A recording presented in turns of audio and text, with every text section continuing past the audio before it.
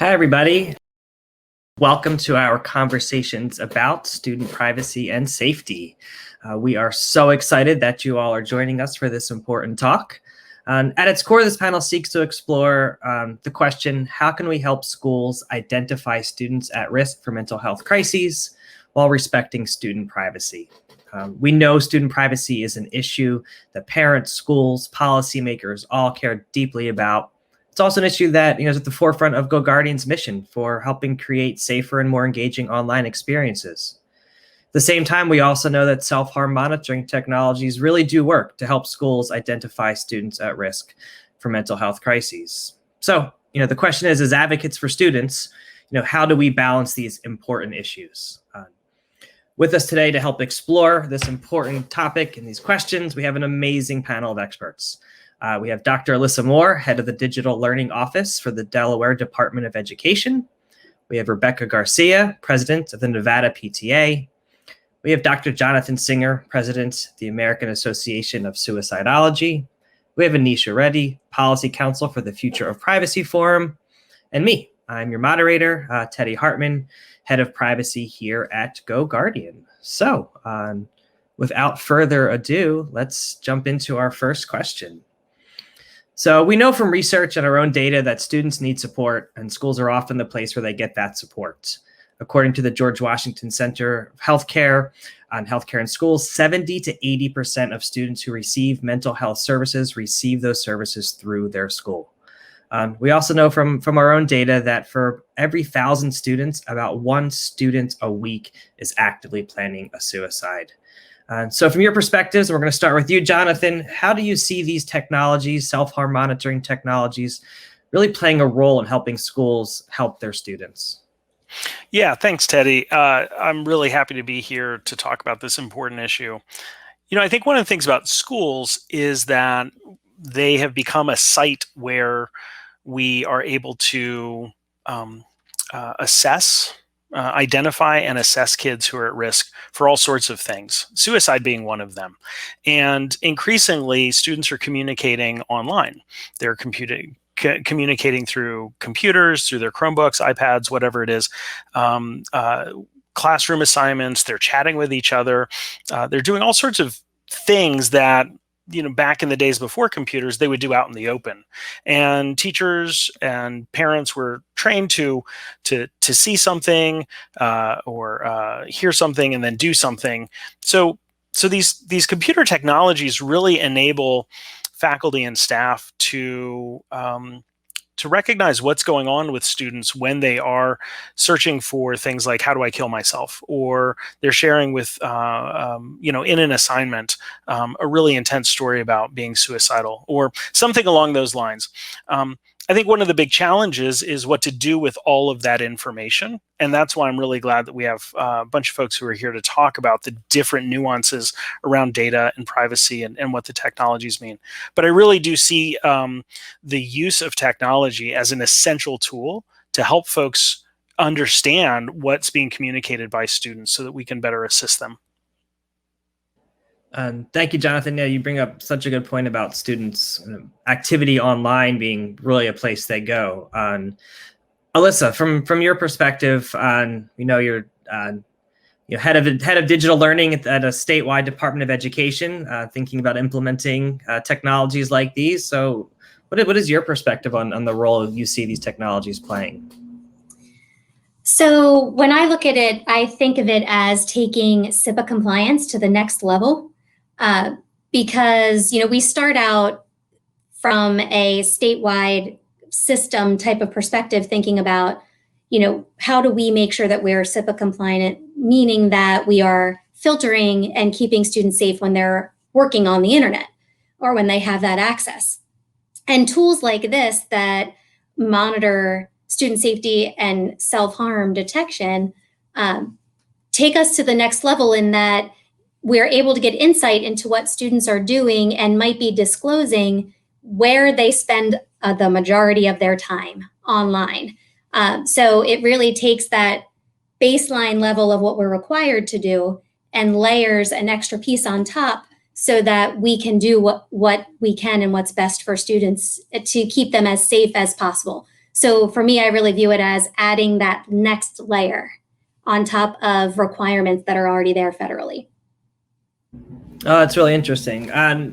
Rebecca, as president of a statewide PTA association, how do you see these technologies really playing a role in schools? Well, I think especially this last year, we've come to see how integral technology and the internet is for students participating in school. And then obviously we know that those school issued devices or technology doesn't always just get used for academic purposes. And as parents and educators, I think we share a common goal of wanting kids to be safe.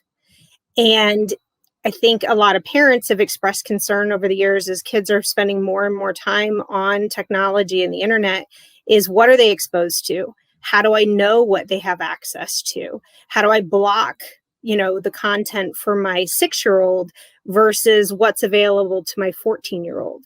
And so I think that's in addition to the mental health alerts and that type of responsive technology, I think that safety and monitoring piece is something that a lot of parents are concerned about because we know that kids, the internet's a fabulous thing. It's a great tool, but there's also a lot out there that isn't always appropriate for children depending on their age and maturity. And how do we make sure that academic purposes stay academic? And so that's where I think the technology piece can help parents and educators feel more comfortable about what kids are exposed to in their academic studies. I'm going to take a little moderator liberty here and bring in Anisha, partly to get us to think also about that privacy perspective, right? So we have some really great perspectives on the table so far around identifying students, schools' responsibility to keep kids safe online, parents understanding that there's so many uses of technology, part of which can be academic, part of which cannot be. We know that mental health is of concern to lots of people. But we also know privacy is hugely important. So Future Privacy Forum, we know, is a leader in the space. So can you give us your thoughts on, really what are just some of the broad privacy landscape issues that we should be thinking about? Thanks, Teddy. And I think whenever we're having these conversations, it's really important to have privacy at the forefront. And when we're thinking about privacy issues, a lot of this comes down to what are outlined in the Fair Information and Practice Principles, which are commonly understood privacy frameworks, guidelines for privacy frameworks. And some of that comes down to building transparency into your processes, making sure that you're building trust with your community. But in addition to that, making sure that there's a specific purpose limitation for the data that's being collected. So when we're thinking about data that's being collected in the context of self-harm monitoring technology, making sure that that information collected is only being used to address the concerns that the data was being collected for in the first place. And that helps foster trust within your community. In addition to that, making sure that there are strong access controls. So not every teacher should have access to all of the data being collected. Certain school administrators should have access, and thinking about levels of access. So making sure that if a guidance counselor is alerted to something that was flagged as problematic, they're not accessing everything or all the history that a student has based or was flagged for, only specific instances that warrant being brought to the guidance counselor. In addition to that, thinking through data retention and deletion requirements whenever you're thinking about these like data collection at this level. So a lot of parents would worry about the fact that this kind of technology can build up a record of instances where a student has potentially researched something problematic or harmful, and the fact that this could potentially follow them beyond the K-12 environment and into college, potentially into the workforce. And a lot of that can be alleviated by having strong data deletion programs or thinking through how you're retaining the data.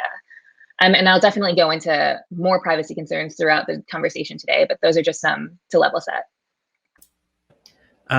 Thank you. You brought up so many interesting points.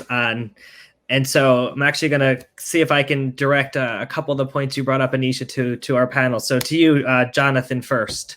Anisha brings up the idea that, we have access to this data as schools. And how do you see that from your perspective of navigating the data, the privacy aspect of that but also with the mental health. When and how should we be thinking about when it's okay to share this? Why is the mental health important, and balancing those things. Yeah, so I love what Anisha is bringing up about the importance of understanding the value of data and how that data can be used to either foster trust or foster distrust use of the data. I think one of the things about schools is they are one part of a system, or they're one system in many systems when it comes to caring for our kids. And when it comes to identification of mental health concerns, suicide risk, depression, anxiety, trauma, schools can't do everything. They shouldn't do everything to address those concerns. So that means that they have to communicate with community mental health centers, hospitals, juvenile probation. They have to communicate with child welfare. They have to communicate with parents and coaches outside of the school setting. And so the question of, if you get data from a student's iPad that they looked up, how do I kill myself? And then you have a conversation about their suicide risk. You have to think through this and say, we are not going to be able to keep this information private. Now, we might be able to keep the information about the search private, but the communication has to happen between systems. So I think it's really important for there to be transparency, like Anisha said, about what data is being shared, with whom, when, for what purpose. And I think there's I think it's really telling when you have certain folks in the schools that automatically distrust any decision that the school is going to make. And those are the people that I think have to be the baseline for making a decision, right? And those could be kids of color, right, for whom data collection has oftentimes been used to further marginalize, right, and sort of partition out resources away from, or it could be communities where there are issues of legal status, right? So I think all of these issues and thinking about the baseline for who might distrust the system is really important. But knowing that you have to extend past the school in order to actually help the kid in the long term is also a really important thing to consider. That's a really great point, Jonathan, about these interlocking systems, right? And thinking about schools being part of a system around students. There's other systems around students. So, Rebecca, as part of that expanded system of parents and advocates from your perspective, what are some of those privacy issues you're thinking about, or your constituents and the PTA are thinking about? Is there a balance between when parents may want to know what's going on with their students, especially around mental health crises? Well, I think two words that kept coming up, trust and the transparency, are just absolutely essential in the conversation. You can't assume that all parents have an understanding and trust of school systems and technology. And you can't wait until there's a crisis to communicate to families about how information is collected and how it's going to be used. And so parents need to be on the forefront of understanding what's happening. And that requires effort on behalf of districts. And communicating, not just by sharing. I always say, don't just shove a flyer in a backpack. I mean, obviously those have kind of gone by the wayside during this digital time. But now, at one point during the last year, I got 54 emails in one day from my kids' school because of all the distance learning stuff. So we have to recognize that just simply sending out communication isn't necessarily building trust or providing transparency to families. And then also, it's really important to acknowledge that while we're definitely protecting student privacy, parents are the guardian for that child. They're the one who legally has the right to determine what is, how things impact their child. So we need to not remove that parental responsibility from the equation when we're discussing privacy, and make sure that parents are integrated into that system to ensure also, as Jonathan was saying, you can't address children's mental health without including their family. Because in order to support kids, their family needs support. And so it's always recognizing that a child is part of a family unit, no matter what that looks like, and respecting and honoring that family unit when we talk about student rights and privacy. Another really great perspective. So, Alyssa, sitting back, hearing the privacy perspective, the mental health perspective, the parent perspective, how are you, especially at the state level, kind of balancing these things and thinking about privacy in general as it relates to this type of technology? So as the other panelists were talking, two things popped into my mind. So one piece that we are implementing in addition to communication with families and transparency about what we're doing is providing families a line of sight into what their students are doing as well. So a parent application where it might not be the exact same view that the school system sees, but it gives them their own view into the system, their own portal to go into so that they feel a part of the system and the supports that are happening, rather than just being told what's happening and how their data is being used or kept safe, but actually making them active participants can help make them feel more a part of it than as if it's something being done to them or to their students or for them. So that popped into my mind. And then the other piece that we're thinking about and trying to make plans for how, as a statewide system, how we provide support to our districts and charter schools to be able to work with students to help them learn and recognize how this type of support meshes with what we teach them about keeping their own data safe and about managing their digital footprint. Because we do a lot of work with teaching them and having discussions around those two things. Keep your information safe, make sure you change your passwords, have them be secure. We teach them all of those things. And then at the same time, we monitor what they're doing online. So how do those things come together so that they don't see them as a contradiction? And also, it gives us another really great teachable moment to have more conversations around their digital footprint and what happens with their actions online and how that information can be stored or can be viewed, and bringing their awareness to that. So we're taking all of these pieces and thinking about how can we provide the best support to every district and charter so that they are implementing these things, being transparent with families, having open communication in hopefully a similar fashion while they're tailoring it to the needs of their district or charter. So that's kind of the perspective that we come at it from, and trying to figure out how do we provide consistency while allowing for independent needs or individualized needs. That's so important, and being able to strike some of these different balances, I think is key to this issue. I want to dig a little deeper into this. One of the points that Anisha raised about data and about really being clear with the purpose of how we're processing, when we're sharing, and to Jonathan's point, when is it? There's that line at which the data becomes actionable, and students' health and safety and potentially their lives is also part of the equation. So to you, Anisha, first, can you just help us all think about some of those foundational principles around privacy, data purpose, just as a framing for this next part of this conversation? Definitely. So it's really important to think about the fact that there is huge potential for mission creep.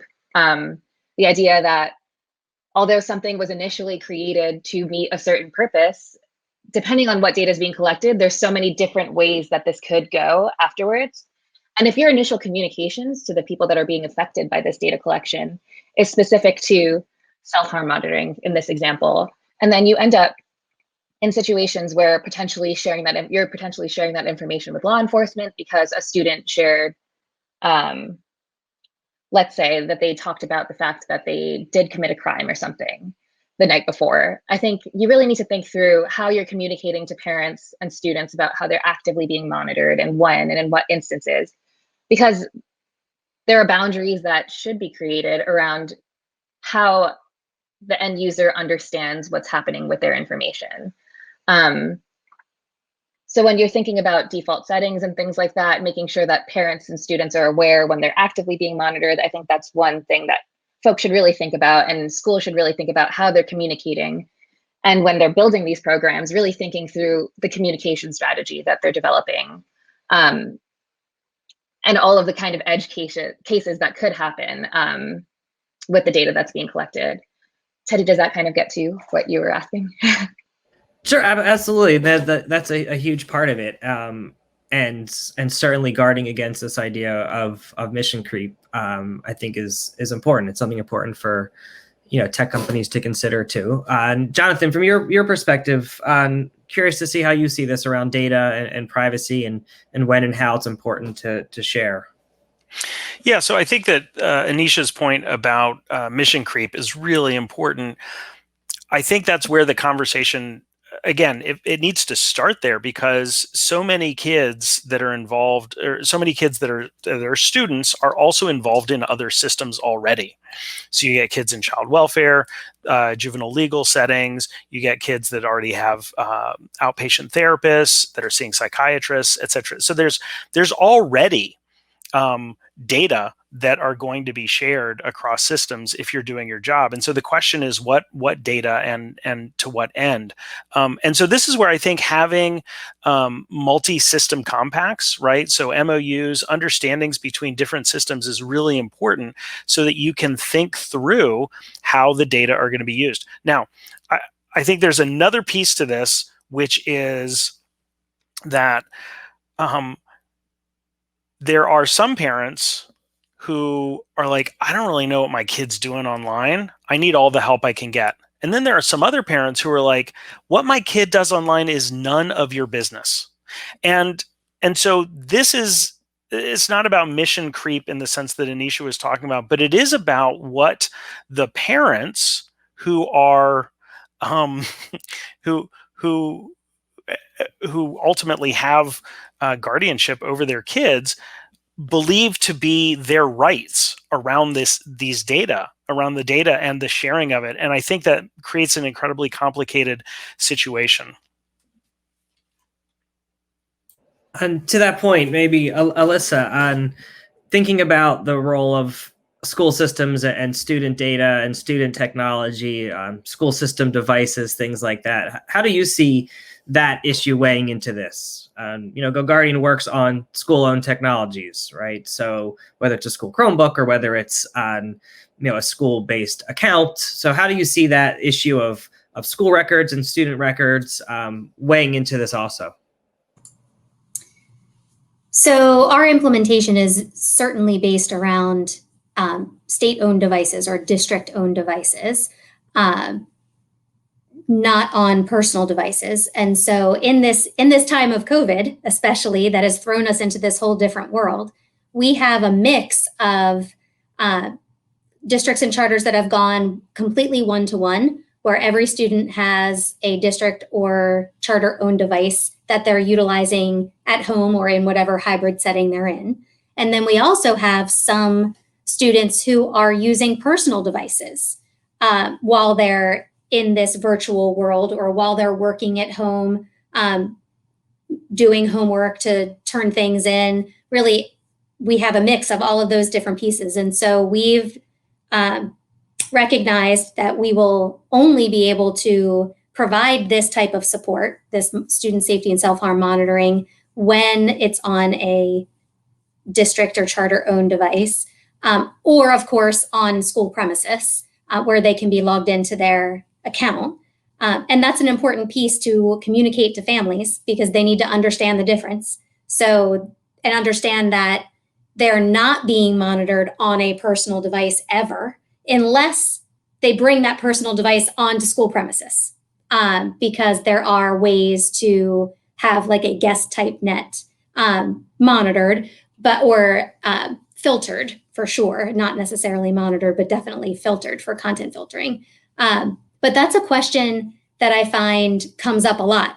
Well, if my student is using my iPad at home, are you watching what they're doing? No, we're not watching what they're doing when it's your personal device. So that distinction is super important for families, and one that we've definitely focused on so we can make sure that we're communicating that as we work through our implementation process. And then another piece that I think that kind of takes it a step away from families, but is more of a background piece that I think is important for school systems to think about and also tech companies to think about, is that whole contracting process and the data sharing agreements that have to happen between the vendor, like GoGuardian, and the system, whether it's a school on its own, a district, or a statewide system. There are a lot of pieces that factor into that. We had mentioned a little bit earlier about the staff at the company or at the vendor and what kind of access they have. So a lot of times vendors we work with have to do some thinking about how they comply with the Delaware specific regulations around fingerprinting for staff that are working, and how that code or that law is interpreted around access to student data, not just when you're on premises and can be face-to-face with a student. So there's a lot of things that creep in there that sometimes you don't think about when it comes to those pieces, and making sure that anyone that has access to information, it has the right pieces in place to be safe or certified to be able to have that access. Other things that come into play there too are statewide data usage. And in Delaware, we also have cloud services, terms and conditions that are statewide, not just on the K-12 side, but on our state network as well, where those pieces have to be put into place. And sometimes there's some negotiation that has to happen to make sure that a vendor and a school system, are on the same page. So those are some things that happen in the background that a family will never see, that teachers don't even see, but that are really important when it comes to privacy and implementing this type of system and what's in place. So important. You bring up a number of good points, and I want to get back to some of the policy FERPA legal questions in a second, but staying just for a minute on what companies can do. You brought up some really good points, Alyssa, and some things parents may or may not know or be aware of, or maybe even hoping that their school systems are doing, and they're being good stewards of student data. So was wondering, Rebecca, if you want to weigh in on, being an active PTA president. I'm sure you engage with school systems on some of these tech contract issues. What are you looking for and hoping that schools do in this space? Well, I think there's a lot of things as people were talking that touched off for me. Jonathan talked about the parent perspective, and it's something I always say, there isn't a single parent perspective. There is a broad continuum of so many different opinions that you can't just talk about the parent voice or perspective. You have to recognize that isn't universal. I also come from the perspective that my children attend the 5th largest school district in America. We spent an entire year 100% virtual. And during that, and we were not a one-to-one district prior to the pandemic. We implemented GoGuardian during the pandemic, or expanded it during the pandemic.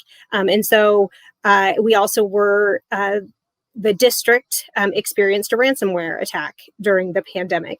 So these are big, hot topics that a year ago, I don't think I would have anticipated being common parent discussion points that over the last year have become.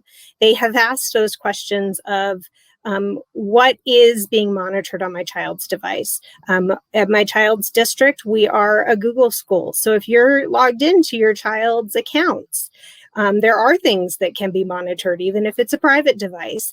So there's a lot of questions that come about. And so I think that when we talk about what needs to happen with school systems, well, there's technology and a lot of that back end like was being talked about. There's also a lot of logistic pieces that I think need to be considered when it involves families. How are you going to communicate the privacy practices? How are you going to explain them? We had updated privacy practices that rolled out, and we had to accept them or else our kid wouldn't get issued a Chromebook. And then it was like, what are the alternative assignments going to be? How will I navigate this? So there's sometimes this idea that there's an opt-in, opt-out process, but the opt-out becomes very problematic for negotiating what that educational environment would be like for your child. So a parent can often feel very hamstrung in what they actually have the ability to say yes or no to. And then also the logistics of if there is an alert, for example, from a mental health perspective, what should I expect from my child's school? What will I be able to have access to? It became, over the course of this year, the idea of getting a GoGuardian alert for your child. Again, that's something that came into the parent vocabulary. But for a lot of families, they were concerned because they didn't feel like they got adequate information in order to really determine what they needed to do for their child. So in the sense that they got told there was some sort of an alert, but then their child said, well, I was just joking with my friends. It really wasn't anything. And so then how does the parent navigate determining what's right and what's wrong, and then hitting the wall of the different, well, we can't disclose this because it involves another student, or we can't share that. So it's all those kind of extra layers that actually come into play once you push all this out into the community that I think are really important to think through, and not just think through with education and technology professionals, but bring in families into that discussion so that they can share their authentic feedback. Because what you assume parents may or may not be concerned about may be very different than the feedback that you would receive when you ask. Yeah, such a great point, right? No one stakeholder is a monolith. Students, parents, communities, for sure. I know, Anisha, I know the Future Privacy Forum has done a ton of great work around communication, what schools should be thinking about. And if you wouldn't mind sharing some of that with us, I think that'd be a nice place to take this conversation. Thanks, Teddy. Yeah, Rebecca, all of your comments really sparked a lot of thoughts for me, and I'm sure the rest of the panelists here. But one thing that we released earlier this year, especially because of the pandemic, and just the need for stronger communication, sorry, AirPod just fell out, during the pandemic and virtual learning, was communications. And we developed a student privacy communications toolkit. And I believe someone will drop the link for everyone who's listening in. And that actually includes templates for contacting parents and talking about the kind of monitoring that might be happening, or how attendance is going to be considered, or things like that, so that schools are empowered to have the language that they need, and really empowered to have the kind of checklist that they should be thinking about before communicating with parents, and what parents need to know to kind of build that community trust. And another thing I wanted to add is that when you're building that trust, you should also be thinking about the autonomy of students as well. So students aren't a monolith, especially in K through 12. And as they're growing, they have different considerations when it comes to privacy. And there are certain things that they may not want their parents to know. For example, if a student is looking up things online related to their gender identity or related to their sexual orientation, they may not want to be inadvertently outed if that's kind of a key word that may be shared with their parents that they're searching, depending on their home environment. So schools should really be thinking through, when they're thinking about the alerts and how things are communicated, what's happening on the back end, and how those alerts are automatically being shared with certain individuals. Yeah, and our communications toolkit does include things for helping schools communicate about new products and things like that. But there are a lot of different considerations that schools should be thinking through when going through the process of building in community buy-in and things like that. And especially making sure that any communication efforts are tailored to the specific community. So for example, if you have a large population of Spanish-speaking individuals in your community, making sure that you're doing outreach that's effective, and finding interpreters and making sure that the community is able to really fully understand. So even if there aren't the resources to have a communicator that's speaking in Spanish, that's like outsourced, finding a teacher that is able to speak Spanish, I think would do wonders for the school community and making sure that folks are well aware of what's happening in the school. Thank you so much. So Jonathan, interested in your thoughts around notifications, alerts, and this topic of communicating. What should we be thinking about? Is there too much to communicate, not enough? Curious to hear your thoughts on this. I think one of the important starting places is, has the school had a conversation about what they're communicating regardless of the technology, right? So many of the topics that we've talked about are what I'm going to call sort of basic best practices, right? Who in the school should know? What information are you going to communicate to the parents? What is something that the kid absolutely has no right to say no to?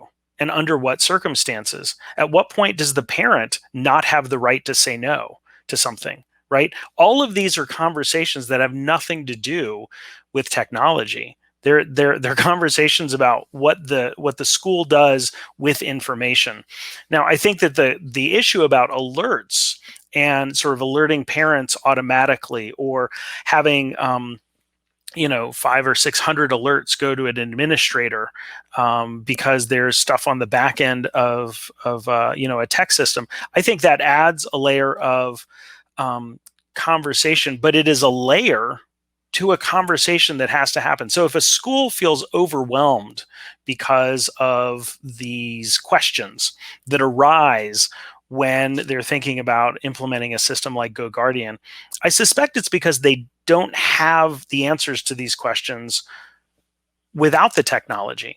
There's probably one or two people who have taken this on and they sort of do what they do, but it's not systematized. They haven't really thought through it. And, they could just be focusing on the main thing, which is like educating the students. But these are conversations that have to happen. And when they do happen, then I think it's much easier to roll in the conversation about, okay, so now that we have all these alerts, what do we do? And maybe one of the answers is, we need to, in the case of suicide risk, we need to identify a building or a district level suicide prevention coordinator, right? We need to identify somebody to whom these alerts go, where we can actually start filtering them and interpreting them and following them over time. Maybe it means saying, instead of just looking at our students in the aggregate, we now have the opportunity to identify some trends with certain kids in certain buildings, right? Because we know from research that suicide risk is not evenly spread throughout a district. There are some schools that consistently have more kids that are at risk for suicide than other schools. Why? We don't know. But this is one of the ways that we can think about the use of alerts as a way of identifying where to focus the limited resources that are available in schools. But again, these are all conversations that should be happening anyway. And I sometimes think that adding this layer of technology, which freaks out a lot of people, is just a motivator to say, wait, we really need to sit down and talk about this. So important. So I know, Alyssa, you're working through some of these exact questions almost in real time here. So we'd love for you to weigh in. Absolutely. So we are literally working through supporting our districts and charters on having those conversations in real time. We're actually making our plans for how we're going to plan to help them at this moment, because our conversations around that will be happening starting in late June, early July for our implementation. And I agree with Jonathan and the other panelists completely that those conversations are of the utmost importance. And I actually don't see how you could roll out a system like this without having them. Like, you can't, because you have to build your alert pathway and what that's going to look like. And some of the things that we've been batting around, this is a smidge in the weeds, but some of them are interesting things that you may not necessarily think of right off the top of your head, are things like how making a plan for, or how are you going to handle a situation when an alert comes in, but notifying the family might put the child in harm's way. And what do you do then? What's your plan going to be for that type of a situation? Making sure that you have plans for during school hours, after school hours, or off school hours. Might be vacation time, might be that what's your plan for when X staff member is on vacation period? And also, what's your plan when they're on premises and when they're off premises? Because those things could alter your plan for what your alert list looks like. Even something as basic as that, which is going to come up during implementation and setup. And what's your plan for reevaluating or evaluating your system and your process and making changes as you go along? Because we know this is fluid. People are going to plan for and think they have this great plan, and then they're going to put it into practice and realize, oh, we didn't think of this, or oh, something changed. We need to make it a shift or a mid-course correction. So what's the process for making sure that we're consistently and continually evaluating what we're doing to adjust the system, knowing that it doesn't have to be steady state or solid. It should be fluid to match the needs that we see coming up.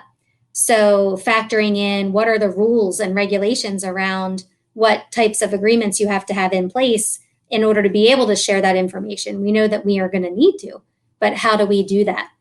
And then I have one school district who's already been thinking about, and it's come up in some focus groups we've done with school counselors around when thinking about that off-premises or off-school time type of situation, how can we pull in state agencies or state services, community organizations that might be providing a crisis hotline or some type of service along those lines where we could bring them in and make them part of the process so that staff members who might be feeling the pressure of being this person that's getting these alerts has someone that is a expert in the field and handles this every day in their inner workings of their professional life to rely on. And how do we bring those groups together and create those partnerships that could really enhance this type of a support service? I think that's really great. I want to keep us thinking for a second about this issue of alerts and what schools should be communicating to parents. Rebecca, you said it became a thing in your school around getting a GoGuardian or Beacon alert. So I know we take a lot of pride in the partnerships we've developed and the thinking we've done around privacy, what we should be sharing with parents, what we shouldn't be sharing, providing the minimal amount of information necessary to get the mental health, crisis process going, but not oversharing, as we've talked about, creating more harm, for potential students based on what they may or may not be searching. So, Rebecca, what's your experience with that around getting, the people in your community talking about the alerts and how they saw this, coming to be? Well, I think it's been a really diverse group of experiences. It was interesting. We actually had GoGuardian attend a fall training and provide some information to our PTA members. And we got off that workshop and I had a text from somebody saying, I just got asked by a friend for a counselor recommendation because their child had an alert. And the family's like, what do I do now? And so it really seems to span the experience. But one of the challenges that does seem to come up frequently is that idea of, especially for that preteen, middle school, early high school age range of, well, it really wasn't a big deal. It was really my friend. It was really something else. And then how do you dig into that? And so for me, again, it's about not just necessarily what's being monitored and how, but then how do we make sure that once, the purpose of those systems is to support students. The entire reason that any self-monitoring system should be put into play is to ensure that students get the resources and support they need to be healthy and successful.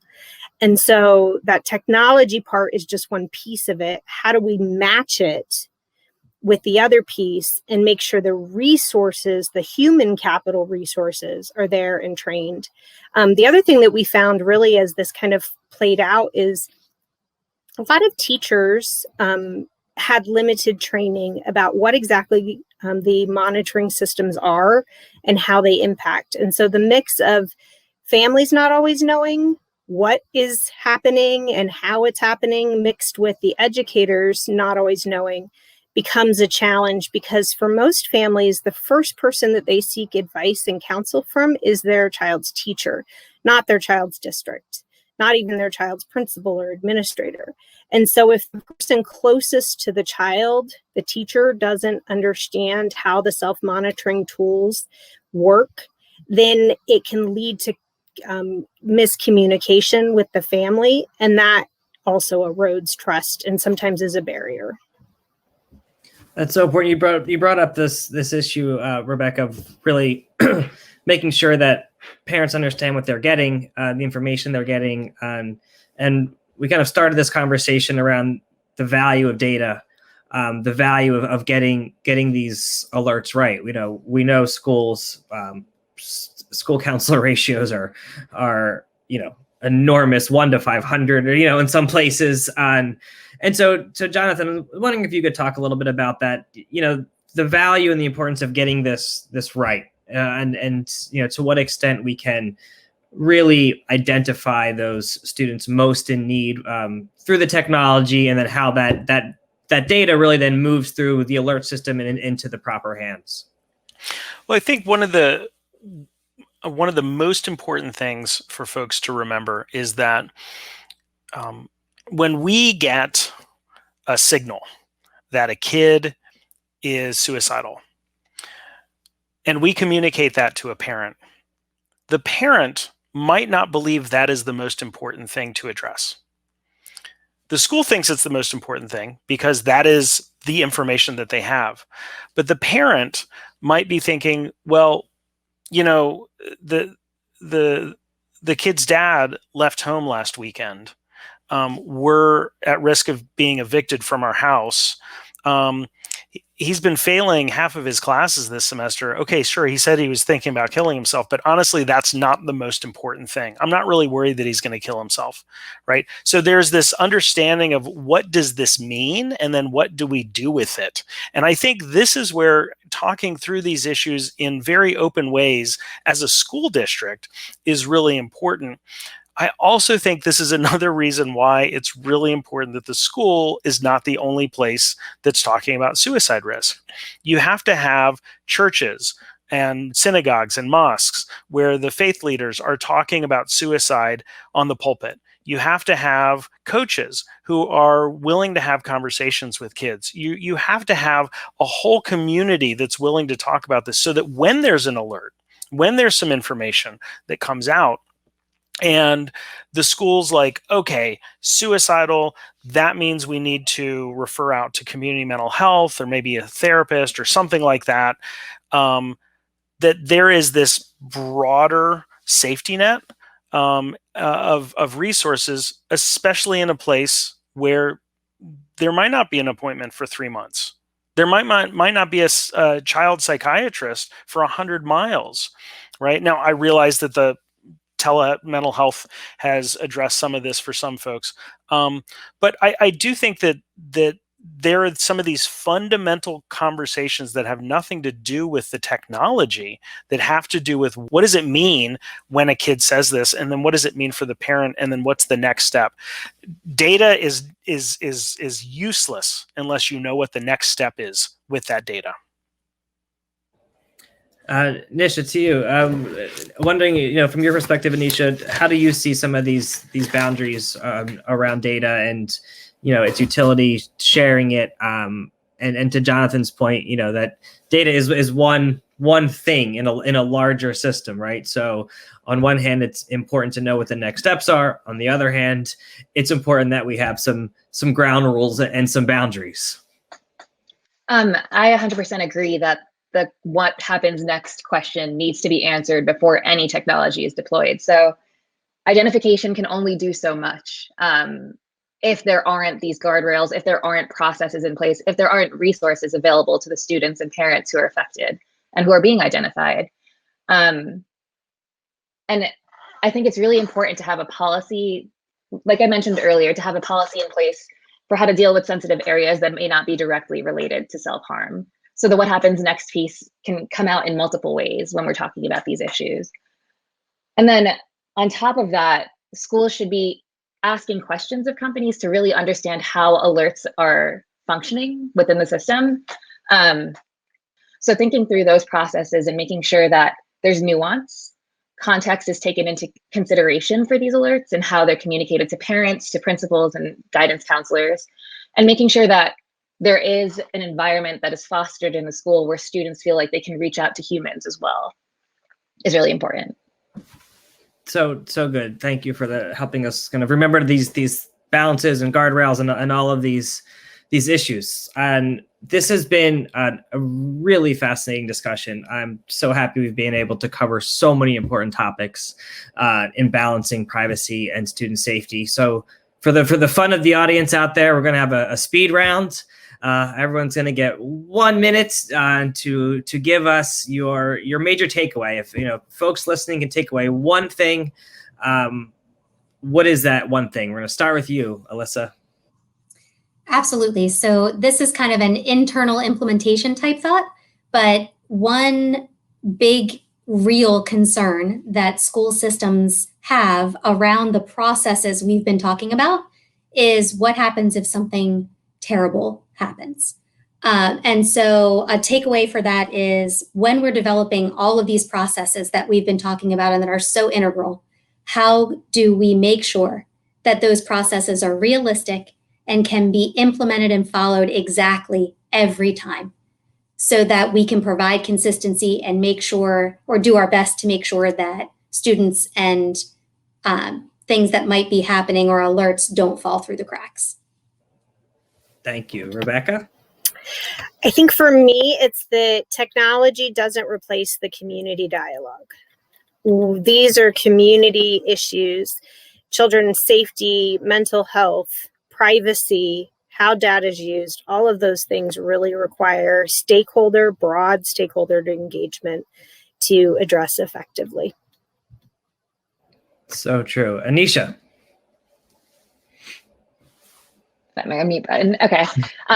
Communication. This is from companies to schools, schools to companies asking questions, schools and companies to parents and students, and schools with parents and students while they're building out their processes. So all of the communication in all of the ways. Jonathan? I have one word: plastics. No, I mean that iconic line from The Graduate really speaks to this idea that this is a technology, right? This is a thing, right? And there are a lot of people that are talking about technology as like the next big thing. But I think one of the take homes that I've gotten from this conversation is that if schools are not resourced and educated in the basics about knowing what to do to best help a kid and to think through how the family and the other systems are involved, then the technology doesn't really matter all that much. And so that would be my take home, is that schools need to be funded and resourced in order to make sure that those are priorities and that those can happen.